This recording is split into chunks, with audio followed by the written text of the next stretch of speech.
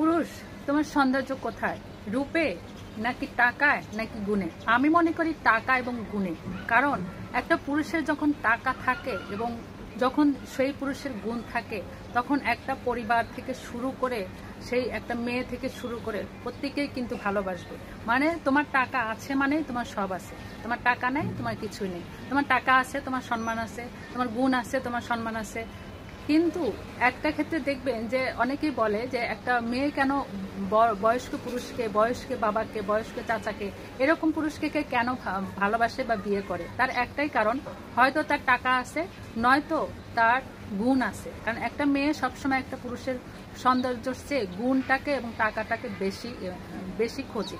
হ্যাঁ, আমি একটা মেয়ে হয়ে বলছি যে একটা পুরুষের দুটো কারণে মেয়েটা পছন্দ করে। একটা হচ্ছে টাকা, আর নয়তো তার গুণ। একটা পুরুষের যখন গুণ এবং টাকা থাকে, তখন সেই পুরুষটা শুধু মেয়ে কেন, মেয়ের পরিবার সহ কিন্তু মানে সবাই পছন্দ করে।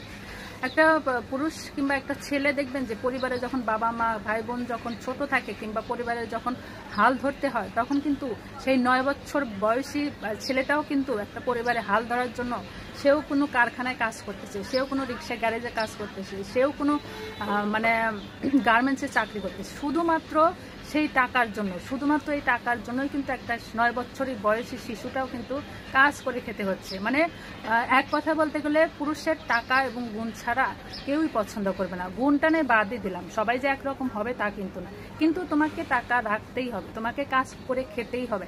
একটা বেকার পুরুষকে পৃথিবীর কোনো মানুষই পছন্দ করবে না। তো একটা বেকার পুরুষ, তুমি যদি 7 দিন ঘরে বসে থাকো, ঘরের বউ কিন্তু পছন্দ করবে না, যে ঘরের মধ্যে থেকে ক্যাট ক্যাট ক্যাট ক্যাট করে। তো কিন্তু তুমি যখন অফিসে যাও, সারাদিন না থাকো সমস্যা নেই, রাত্রিবেলা আসো সকালে যাও, তারপরে কিন্তু পছন্দ করে। কারণ তোমার ভবিষ্যৎ কিন্তু তোমার যে কর্মটার জন্য কিন্তু মানে নির্ভর করতেছে তুমি কি করতেছো। তুমি যদি চাকরি করো, সেক্ষেত্রে তোমার চাকরির একটা থাকে, বেনিফিট থাকে, সেটার জন্য তোমাকে পছন্দ করবে। আর মেয়েরা যেটা করে সেটা হচ্ছে ছেলেদের টাকা, যেখানে বেশি টাকা আছে, কিছুদিন এনজয়ের জন্য এরকম মেয়েরা কিন্তু চলে যাচ্ছে শুধুমাত্র টাকার জন্য। হ্যাঁ, যখন টাকাগুলো শেষ হয়ে যাবে, যখন চলার পথ থাকবে না, তখনও কিন্তু ওই একই হাজারি চলবে, মানে আগের জায়গায় ফিরে আসার জন্য। তো কাজই তোমাকে বাংলাদেশে থেকে যে কাজটা করতে হচ্ছে, বাংলাদেশের বাইরে যারা অনেকে বাস্তবমুখী আমি শুনেছি যে বাংলাদেশের বাইরে যারা কাজ করে, তারা কিন্তু তার চেয়ে জঘন্যতম কাজ করে। হ্যাঁ, নারকেল পাড়া থেকে শুরু করে প্রত্যেকটা কাজ কিন্তু করে থাকে। অথচ দেখবেন যে বাংলাদেশের মানুষ অনেকে নারকেল গাছে উঠে নারকেল পাড়তেই লজ্জাবোধ করে। হ্যাঁ, তো কাজকে ভালোবাসো, কাজ তোমাকে ভালোবাসবে। তুমি এই কাজকে ফাঁকি দিবা, কাজও তোমাকে ফাঁকি দিবে। ছোটবেলা